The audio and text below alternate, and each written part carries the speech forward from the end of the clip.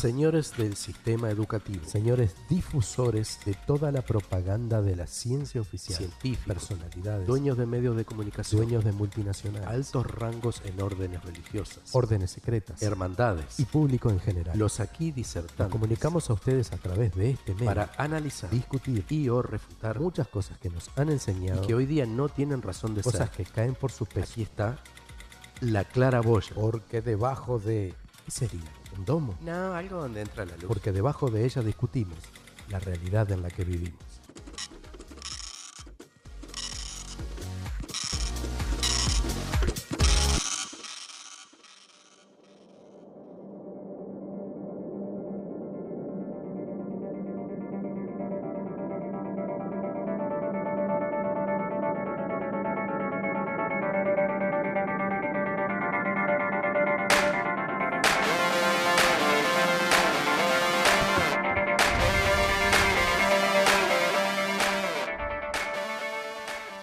Buena gente, ¿cómo le va? Bueno, bienvenidos a este segundo programa. Bueno, vamos en este caso entrar en tema de los diversos temas que hacen a cómo estamos hoy parados a nivel de información en el mundo, ¿no? Y que, a ver, no vamos a decir verdades absolutas, pero es obvio que hay un montón de cosas de sentido común que todos tenemos derechos a cuestionar y que podamos estar errándole al bizcochazo fiero con algún aspecto, digamos, del orden técnico más profundo que de pronto podemos estar pasando por alto. Pero todo parece indicar que el sentido común casi siempre nos da a la derecha con cosas que, bueno, saltan a los ojos, ¿no? Y que, bueno, 2 más 2 son 4, siempre. Salvo algunas raras excepciones en otras realidades alternas, pero que todavía no estamos en condiciones de manejar. En fin, gran tema, ¿no? El de este señor. Poco y nada se sabe de un personaje que es bravísimo, ¿no? Situémonos nosotros no más en un tema de la historia común y corriente. ¿Cómo podemos identificar de pronto, yo qué sé, a un Leonardo da Vinci? ¿Cómo podemos identificar a un Sócrates? No, yo qué sé, a un matemático como yo qué sé, matemático, vamos a nombrar a Luca Pacioli, Fibonacci, pero también podemos nombrar a Pitágoras, ¿no? Gente que ha dejado un legado escrito y que por lo menos podemos tener una documentación que a lo largo de las generaciones se fue manteniendo y ha logrado perpetuar el nombre y el trabajo de esta persona. Pero claro, no podemos tener de pronto datos precisos de alguien tan alejado en el tiempo y que además su trabajo real a lo largo de su vida se reduce a una sola cuestión, que es como una tablita que hay ahí sobre números primos y eso. Nada más, que es lo que se le aduce a este personaje. Además de, obviamente, haber descubierto, medido la Tierra. Descubierto no, o sea, en realidad calculó en base a lo que él incluso ya sabía que existía, incluso en base a lo que él ya sabía que existía, que era la redondez de donde estaba parado, ¿no? Cosa que ya es bastante loco cuando visionario absoluto, porque digo, en esas épocas ni pensar que lo que podíamos estar parados es una pelota flotando en el espacio, cuando no se sabía absolutamente nada, ¿no? Y 200 años después de Cristo, un montonazo de cosas no estaban inventadas para poder difundir determinadas cosas. Entonces queda como en una aureola muy lejana el hecho de por qué un personaje y su nombre trasciende los tiempos y hoy, 2000 años después, 2000 y pico de años después, seguimos sabiendo de él y detalles tan concretos, ¿no? Tan concretos de su vida y sobre todo de su experimentación. A mí primero me resulta muy loco, ¿no? Y tengo una anécdota personal, quiero no aburrir con esto, pero digo, yo me acuerdo que en un grupo de amigos, los amigos son los peores, ¿no? En generarnos bullying, un montón de cosas. Entonces, bueno, un equipo creativo, ¿no? Porque teníamos un emprendimiento que hacíamos entre todos, ¿no? Que era una obra de teatro en sí. Entonces, bueno, a mí me tocó en un momento hacer los programas. Y se me ocurrió una frase, poner una frase que ilustrara el programa. Sabía muy bien, dada la cabeza de mis amigos, que me iban a bochar esa frase. O sea, no la iban a poner o iban a tratar de elegir otra.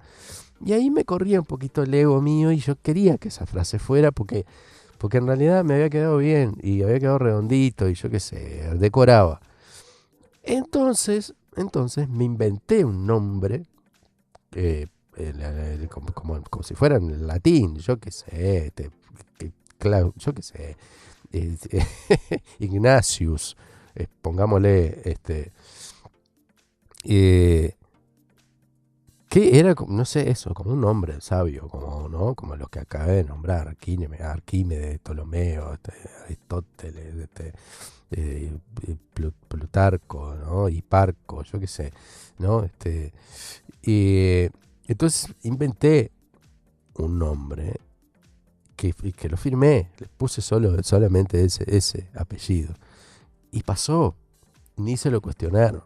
Si hubiera dejado sin nombre, lo hubiera dicho, que lo hubiera hecho yo, ya, o sea, obviamente me lo iban a mochar y marchaba el espiedo, ¿no? Entonces, ¿no? Yo me llevé esto me llevó a preguntarme si cosas por el estilo no son factibles de poder implementarse a los efectos de darle un peso a algo, ¿no? Y yo creo que esta teoría en sí de la redondez de la Tierra, o ponerle que realmente sea así, pero cómo vos la imponés cuando hay tantos siglos de conocimiento, instrumentación, un montonazo de cosas de medición y todo que está inventado en base a la observación y en base a un mundo concebido como forma plana, ¿cómo vos podés imponer una nueva ideología y cambiar la ciencia a partir de ahí para poner un modelo nuevo que, pongámosle que sea cierto? De todas maneras, se necesitaba un instrumento para ponerlo en marcha y para hacer que circule sin trabas, porque si vos tenés medio mundo diciendo que no a algo, es muy difícil a partir de un cambio, ¿no? De idea general, no voy a nombrar paradigma para que no se enoje nadie, pero un cambio de idea general, necesitas un instrumento para lograr imponerlo, cambiarlo. Y bueno, tal vez resultó útil esto, inventarse un personaje, inventarse una teoría y que en realidad es muy complicado, y traje para compartir un video con ustedes, que en realidad me tomé el trabajo de hacer un armado de 3 videos distintos que vi sobre la explicación de esto. Vi más y vi otras cuestiones. En sí, estos me parecieron que manejaban como 3 puntas un poco distintas cada uno, aunque obviamente están explicando lo mismo, sobre lo mismo, pero con matices que nada, que una vez que lo vean, ustedes mismos sacarán sus propias conclusiones. Pero en sí es muy loco como abiertamente son videos educativos, ¿no? Partamos de esa base. Son videos en los que yo te estoy diciendo, loco, esto fue así. de la manera en que se midió la circunferencia del radio de la Tierra fue de esta manera. Y se le erró por muy poco, o sea, se le da un margen, incluso eso es muy inteligente, ¿no? Darle un margen de imperfección para que justamente resalte el genio, ¿no?, de esa época. Entonces no solo me estoy inventando un tipo, una teoría que trajo este tipo, sino que además lo estoy venerando como, ¿viste?, un verdadero genio. Como con chauchas y palitos, 2000 años después, el loco, por un mínimo margen, le roba algo brutal, ¿no? Y que obviamente sirve para homologar un modelo nuevo que interesó a la ciencia imponer, ¿no? Por ahora olvidémonos si en realidad es o no es. Quiero que quede claro que tenemos que analizarlo sin pelos ni señales, en el hecho de cómo funciona. Porque ponele que lo que se intenta con este personaje y con esto, realmente demostrar u homologar un modelo esférico. Pero es necesario el instrumento para poder homologarlo, de todas maneras, porque vos tenés que dar vuelta a toda una cabeza científica, todo generaciones enormes para atrás, y además experimentos y un montonazo de cosas, tenés que darlo vuelta y con algo que medianamente vaya siendo contundente. Y bueno, en este caso, una figura a la cual aducirle este experimento, explicar el experimento, aunque no tengo base ninguna, y ya van a ver cómo directamente admiten que no saben de dónde se sacó un dato, de dónde se sacó otro, no se ponen de acuerdo en cómo, en qué manera se midió, uno que contrató a alguien para que fuera, o sea, es una locura que no tiene ni pie ni cabeza, y que yo no entiendo cómo personas que terminan siendo recibidos de ingeniería y de un montonazo de cosas puedan concebir algo por el estilo, ¿no? Porque, a ver, es fascinante, las matemáticas son increíbles, sobre todo la geometría y la trigonometría y demás. Es fascinante para cuando uno las entiende y las puede desarrollar. Yo me fascinaría todo un día frente a un pizarrón tirando ecuaciones y haciendo cálculos y cosas. Sería realmente fascinante, como aquel que le fascina el fútbol y ver sus tácticas y los cuadros y cómo están conformados, o el básquetbol, o cualquier otra afición que las personas tienen. Piensen en lo que más le copa a cada uno y piensen en lo fascinante que es poder tener todo el tiempo para desarrollar eso. Bueno, con la matemática pasa lo mismo. Y está buenísimo el cálculo, las paralelas, las sextantes y los ángulos y toda la supuesta medición y todo más. Lo que está totalmente incongruente y en un punto demencial es el hecho de que no se sabe de dónde se sacan las medidas claves para hacer ese cálculo, y sin embargo homologamos el cálculo como algo válido. Y eso es lo que te parte la cabeza y lo que no le podés dar crédito. Y te decís, loco, vamos arriba, todo bien, pero te lo inventaste para justificar esto. Otra no hay. Pero vamos a compartir el video.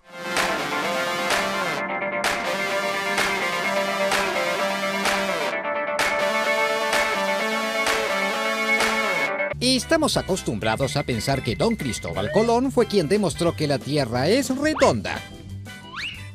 Pero los antiguos griegos ya estaban convencidos de esto más de 200 años antes de Cristo. En esos tiempos estaba muy de moda ir de vacaciones a Egipto. Buenas playas, sol, bibliotecas y una vista a las pirámides. Se ve que el cambio los favorecía. Eratóstenes era un científico y su estudio de estos temas cotidianos cambió el mundo. En cierta forma, hizo el mundo. Porque Eratóstenes tuvo la presencia de ánimo de experimentar, de llegar a preguntarse si aquí, cerca de Alejandría, una estaca daría sombra al mediodía el 21 de junio. Y resultó que así ocurría. Eratóstenes era un tipo de mundo y sabía que en otra ciudad de Egipto, Siena, había un día en el año en que los palos no proyectaban sombra al mediodía.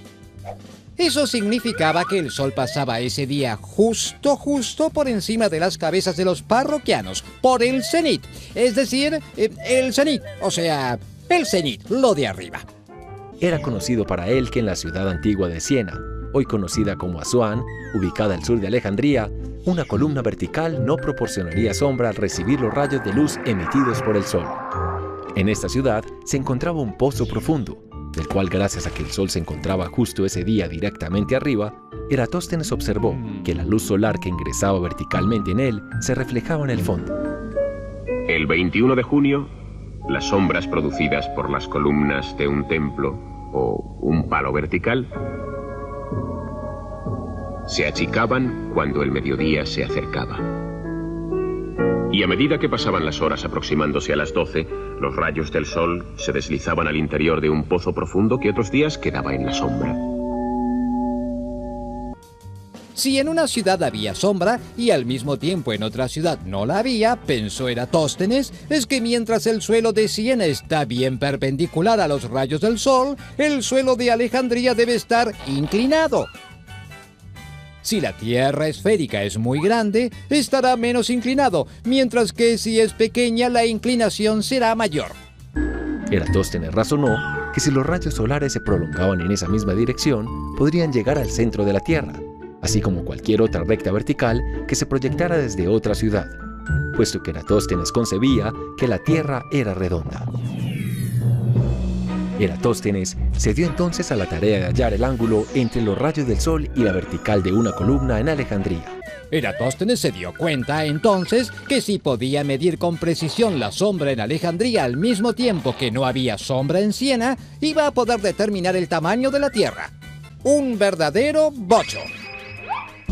Eratóstenes se dio entonces a la tarea de hallar el ángulo entre los rayos del sol y la vertical de una columna en Alejandría. Encontró que esta era de 7.2 grados. ¿Cómo determinó Eratóstenes este valor? Es una excelente pregunta y actualmente no conocemos con certeza la respuesta. Un verdadero bocho. Un palo de 1 metro daba una sombra de 12 centímetros. Esa sombra correspondía a un ángulo de 7 grados entre el sol y la vertical. Alguna persona muy escéptica diría que el informe de Sain estaba equivocado. Sin embargo, era una observación acertada. ¿Por qué iba a mentir nadie sobre un tema como este? Eratóstenes se preguntaba a sí mismo cómo era posible que en el mismo momento una estaca en Sain no diera sombra y una estaca en Alejandría, que estaba a 800 kilómetros al norte, diera una sombra muy definida. Cualquiera que haya sido el método, lo importante era hallar este ángulo. Si se prolongan las líneas que describen los rayos del sol, no sabemos cómo hizo para coordinar el horario, siempre hay a mano algún amigo que te ayuda, pero lo cierto es que Eratóstenes midió la sombra en Alejandría justo a la hora exacta en que en Siena no había sombra. Eratóstenes sabía cuál era la distancia entre Alejandría y Sain. Sabía que era de 800 kilómetros. ¿Por qué? Porque contrató a un hombre para que midiera la distancia con el fin de poder hacer el cálculo de que hablo. Pero mandó a un tipo que, según parece, caminó los 800 kilómetros que hay entre Alejandría y Siena, que no es moco de pavo, e informó de la distancia. Si se prolongan las líneas que describen los rayos del sol que ingresan por el pozo en Siena y la vertical de la columna en Alejandría hasta el centro de la Tierra, el ángulo es el mismo que se forma por los rayos del sol y la columna en Alejandría. El ángulo medido.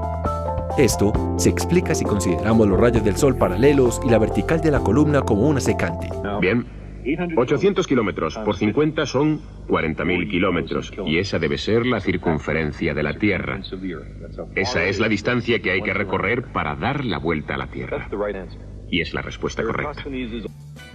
Repito, si 800 kilómetros corresponden a 7 grados, los 360 grados corresponden a la circunferencia total de la Tierra. Eratóstenes concluyó que la Tierra era una esfera de 41.152 kilómetros de circunferencia y, por lo tanto, de unos 12.000 kilómetros de diámetro. Eratóstenes llegó entonces a la siguiente conclusión. Conocido el ángulo de 7.2 grados que suspende un arco de 5.000 estadios, distancia que él conocía que había entre Siena y Alejandría, basta con saber que esto equivale a la 50ª parte de la longitud de la circunferencia de la Tierra. simplemente se divide en 360 grados, que es la medida en grados de la circunferencia terrestre, entre 7.2 grados para llegar a este resultado. La medida calculada por nuestro genio griego es entonces 50 veces 5.000 estadios. La única respuesta era que la superficie de la Tierra era curva. No solamente esto, sino que cuanto mayor era la curvatura, mayor era la diferencia en el tamaño de las sombras. El Sol está tan lejos que sus rayos se hacen paralelos cuando alcanzan la Tierra. Obeliscos situados en diferentes ángulos con relación a los rayos del Sol darán sombras de diferentes tamaños. Según la diferencia observada en el tamaño de la sombra, la distancia entre Alejandría y Siena tendría que ser de un arco de 7 grados. Según esto, si se pueden imaginar estas estacas llegando hasta el centro de la Tierra, se cruzarían con un ángulo de unos 7 grados. 7 grados es más o menos la 50ª parte de una circunferencia de la Tierra completa, de 360 grados. Para aquellos que se preguntan a cuánto equivale un estadio, Eratóstenes al parecer usó un estadio cuya medida es de 185 metros aproximadamente. Pero este dato nunca lo sabremos con certeza, y así la exactitud de la medición de Eratóstenes es controvertida hoy. Un verdadero bocho. Si en un momento dado ninguno de los dos diera sombra, ninguna sombra, sería perfectamente comprensible siempre que la Tierra fuera plana. Si la extensión de la sombra de Saín es la misma que la de Alejandría, también tendría sentido en una Tierra plana. Pero, ¿cómo es posible, se preguntaba Eratóstenes, que en el mismo instante no hubiera sombra alguna en Saín y, sin embargo, sí la hubiera en Alejandría? Pero si se usa como medida el estadio egipcio o griego, cuyas medidas son menores, el cálculo mejora. Igual, lo que debemos admirar más que la precisión es la tremenda genialidad detrás del razonamiento de Eratóstenes. Eratóstenes no tenía más herramientas que palos, ojos, pies y cabeza y un gran deseo de experimentar. Con estas herramientas dedujo correctamente la circunferencia de la Tierra con una enorme precisión y un porcentaje de error mínimo. Su cálculo fue bastante bueno, considerando que lo hizo hace 2200 años. Un verdadero bocho.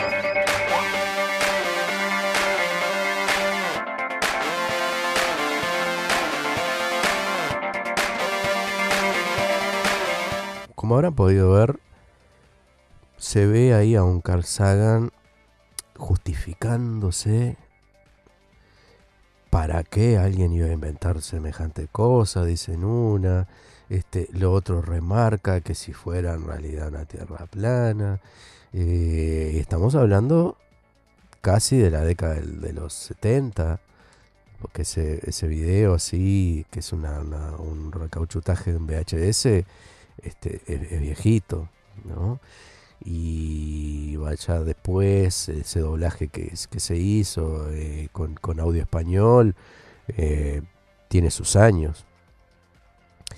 Y las modernas animaciones no aportan nada más nuevo, ¿no? Te la emperifó, yo le pongo humor. Los videos les debo, perdón los links, pero ustedes ponen Eratóstenes y la medición o el cálculo del diámetro de la Tierra y le aparecen miles. Y ahí los van a poder ver enteros. Yo solo extracté la parte del viruiru del medio, que en realidad es más de lo mismo. Dejé lo más concreto y en las coincidencias o en los que algunos resaltan y que otros lo tapan, pero inteligentemente y con anécdotitas o con cosas o inventando personajes, intento tapar algo que es tremendo, ¿no? Como les decía, de datos que no se saben de dónde salen y que son claves. Son claves. La distancia de un lugar a otro, ¿da? De Alejandría a Siena, tuvo que haber sido medida exactamente. el ángulo ese de 7,2 no puede salir de ningún lado, gente. Ese ángulo tuvo que haber salido con conocimiento de causa, ¿tá? Entre el ángulo que conforma esa sextante entre las paralelas y el centro de la Tierra. O sea, no hay otra. Pero ¿cómo vos sabés un centro de la Tierra si ni siquiera sabés lo que estás midiendo? ¿Me vas a decir que el loco sabía que la Tierra era redonda? ¿En base a qué? Y digo, y si supiera, no estaría midiendo sobre una determinada planicie. O sea, él midió si los terrenos eran planos ahí en esa parte, porque hay muchísimos lugares en donde es plana la Tierra, ¿viste? Porque el loco no estaba midiendo una distancia a nivel del mar, ponele. Que eso hubiera sido la pomada, ¿no? Lo midió desde el Nilo, desde una punta a otra punta. Fenomenal. Entonces ahí sí me tiene que dar, si hay realmente una curvatura, sombras. El loco lo midió a tierra mismo. Y en base, ya digamos, a esto, este tipo que disfrazó de gaucho, aunque dicen en esa época gauchos no había, no sé qué, pero un tipo que lo mandó y te lo ponen en un caballito, pero loco se supone que fue caminando. Hay otras versiones que en realidad contrataron un ejército de soldados que daban paso firme y preciso, y entonces fueron los tipos contando los pasos, 800 kilómetros en pasos del ejército. Vamos arriba. Ahora, fíjese las limitaciones de la época en la que se elaboró esa mentira, ¿no? Porque y de a la ligera que se hacen las cosas. Porque dice, no sabemos cómo hizo para coordinar con esa otra persona para tomar esa medición. Como si, y fíjense, prestemos atención a esto, como si ese cálculo en realidad necesitara de una simultaneidad entre dos personas. ¿Entendés? Lo saca de un año al otro. El mismo día, porque incluso se están refiriendo al mismo día que justo había eso y lo otro. Estamos hablando, ahí yo no puse ningún signo de interrogación ni nada, porque es lógico. Ese día, 21 de julio, el sol está en el cenit y no proyecta sombra. Fenomenal. Pero digo, vos vas, ponele que te hubieras dado cuenta. El año pasado estuviste en Siena y no proyectó ninguna sombra. Y acá, sí, entonces mido. Si allá no da ninguna sombra, necesito solo esta medida. Así que lo pudo haber hecho el año siguiente o igual 5 años después. ¿Viste? Porque no necesitaba la simultaneidad del otro lado para establecer eso. Entonces, hay una tan básica concepción de esta farsa, porque otra manera no tiene, a mí que me disculpen realmente, y digo, no se enojen conmigo, porque estamos usando solamente el sentido común, ¿sí? Todos los materiales hablan de una simultaneidad de alguien incluso que se mandó, o él sabía. El caso es que ya en esa época se elaboraban mapas, más o menos se podía tener una noción de distancias. Lo que marca la falacia de esto, que es un montajito menor, pero un montaje en sí mismo, para justificar algo. ¿Y qué es ese algo? Y justamente un tamaño de la Tierra. Es imposible medirlo, porque eso de las sombras, eso de los ángulos, eso del radio de la Tierra, o sea, bien sabido es que lo único o al único lugar donde podemos acceder de profundidad son 12 kilómetros. 12 kilómetros. Entonces no se puede ir más para abajo, no sabemos. Y digo, y de haber llegado a algún lugar, quién sabe qué, o sea, de establecer nada. ¿A qué altura, a qué punto puede estar el radio supuesto de una esfera? Es como muy loco. Es como muy loco. Hoy día los rayos se saben que no caen paralelos. Y si en supuesto caso cayeran paralelos, hay una refracción atmosférica brutal, porque la atmósfera mismo hace que se distorsione muchísimo lo que nosotros vemos fuera de esa atmósfera. Probablemente el color o la forma del sol tal vez sea otra, o el ángulo en donde nosotros vemos el sol sea distinto, porque así como ponemos una pajita en un vaso y se distorsiona la visión, esa misma distorsión la genera la atmósfera por las capas y subcapas, no solo de oxígeno, sino de una cantidad de gases que la componen. Eso sabemos que es así. Y que a una distancia nomás, en línea recta, la cantidad de distorsión que nosotros tenemos, dependiendo de las variables atmosféricas.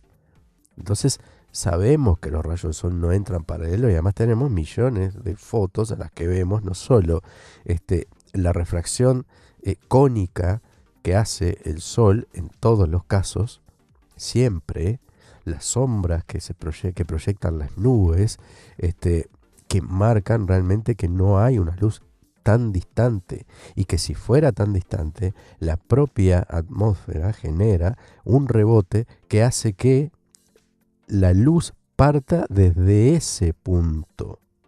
Si no entra desde el sol directo, por lo menos entra desde ese punto en el que forma refracción la atmósfera. Entonces, a partir de ahí, es donde parte recién la luz que nosotros percibimos, que se refleja en las nubes y que además forman esos ángulos. Es imposible entonces establecer una medida en base a cómo entran las sombras en un lugar u en otro.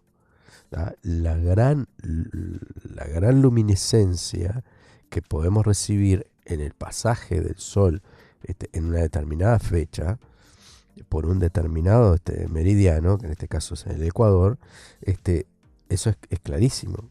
Pero así oscila esa luz por todos lados, y en algún momento también marca el cenit en el trópico de Capricornio, y también en el trópico de Cáncer. En cada uno de los paralelos, cada vez que pasa, marca el cenit, el sol. Entonces, por eso es el entrevero de ellos en decir, bueno, tuvo que buscar una simultaneidad, se marearon tanto que tuvieron que buscar una simultaneidad en aquel tiempo, que seguro, se mandaron un mensaje de texto, llamaban por teléfono. Mirá, sí, bueno, en este momento está el cenit, a las 12 en punto. Bueno, a ver, el uso horario de 800 kilómetros, y ver más o menos toda esa historia, y a ver cómo llega ahí la luz y qué ángulo forma. Y después que yo tengo ese ángulo, lo tengo que proyectar a un radio que me dé esa inclinación, y de ahí suponer, es como muy loco, porque no estamos hablando de que fueron distintos puntos de la Tierra, justamente distintos cenit dependiendo de los trópicos, y bueno, a partir de ahí es que avala un método, sobre todo el método científico, que hice mediciones no solo en todas las épocas, sino en varias instancias del año, y marcando en los distintos cenits que marca el sol en las distintas estaciones y las distintas latitudes. Eso es lógico. ¿Qué tenemos acá? Tenemos un arreglito para justificar algo, nada más. independientemente de lo que si se justifica es o no la redondez de la Tierra. Separemos eso. Esto no prueba que la Tierra es plana o es redonda. No, prueba que hay un invento para justificar algo. Independientemente de si ese algo es o no es como dice. Está todo bien, pero, qué sé yo ya estoy grande como para que, capaz que de chiquito esa me la como, ¿no? Pero es grande. Y, a ver, facultativos, a ver, gente, alumnos de facultades, ¿no? Y estudios superiores. No podemos seguir aceptando esto. ¿Tá? Hay que ponerlo contra la pared a los profesores y decirle, loco, no podés enseñar esto. ¿Viste? Y que en la medida en que los profesores empiecen a sentirse cuestionados y ellos mismos cuestionar, porque ojo, que esto de la cuestión cognitiva esta que tenemos, es a nivel general. Yo hasta no ponerme a observar hoy día, me subí a un avión y yo veía la curvatura. ¿Está? Porque la ves, estás condicionado a verla. Y ponerle sí que la ventana del avión genere ese efecto, que tal vez, aunque no lo quieras ver, lo ves. Pero vos la ves porque ya tenés condicionado el hecho de que existe.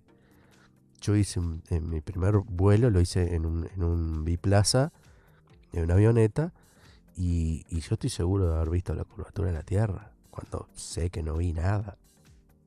¿Viste? Porque además una avioneta va al doble por debajo de la altura que alcanza un avión comercial. Y digo, y es imposible.